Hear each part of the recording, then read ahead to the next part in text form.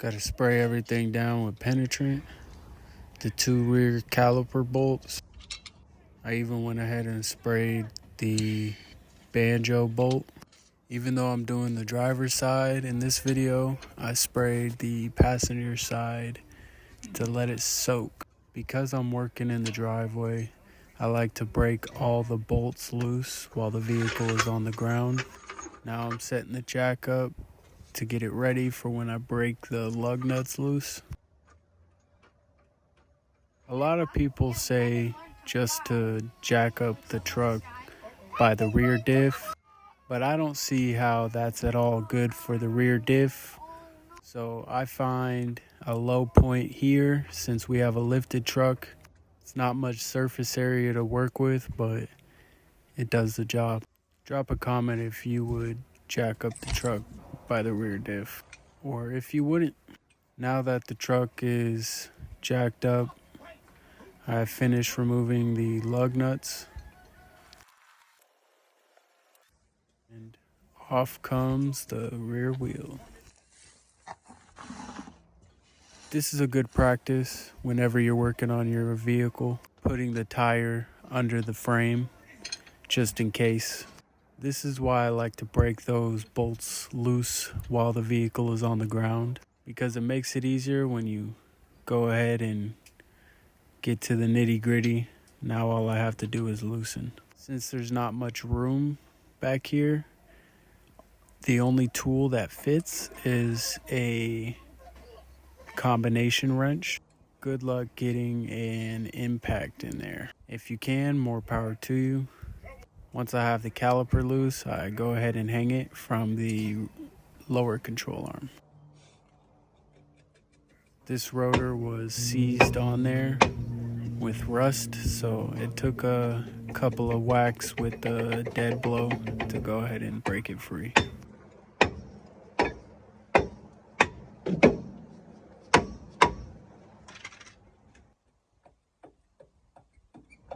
Finally, I was able to get it free.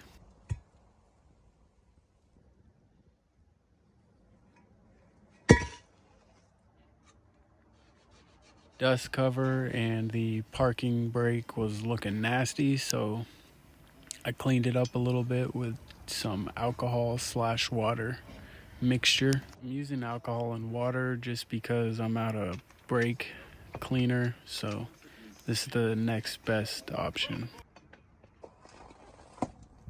Once I get the rotor out of the box, it usually comes from factory with a film of machine oil.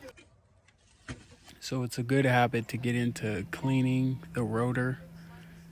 It's important to clean both sides. Again, I'm using an alcohol/water mixture, and I'm making sure to clean both sides of the rotor where the pads are gonna make contact.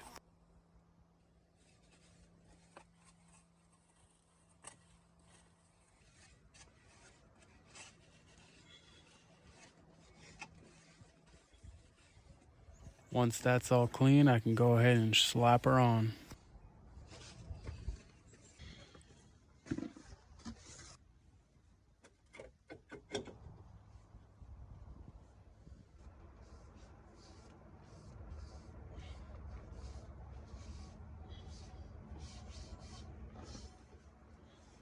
As you can see, these pads were long overdue to be swapped.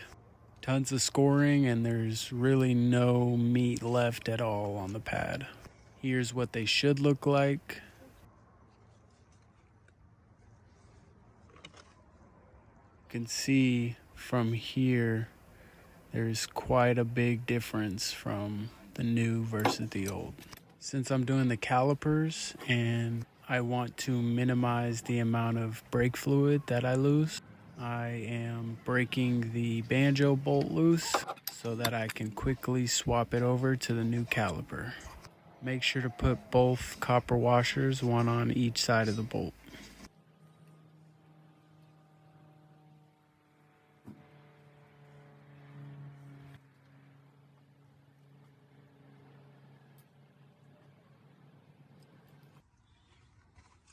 And that's it for this rear caliper. Now I'm just throwing on the wheel and buttoning everything up. These are 12.5 by 20 by 35. So to say the least, these are some pretty hefty tires.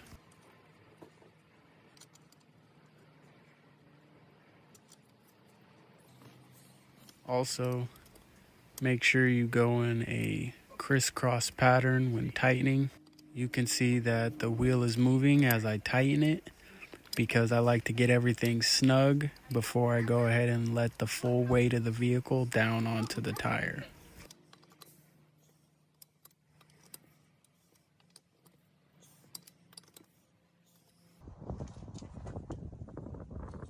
Here I'm just letting everything down, and then I'll go back and tighten everything up all the way and then finish removing the jack. This wasn't a tutorial, but if you guys want a tutorial, go ahead and drop it in the comments and don't forget to subscribe.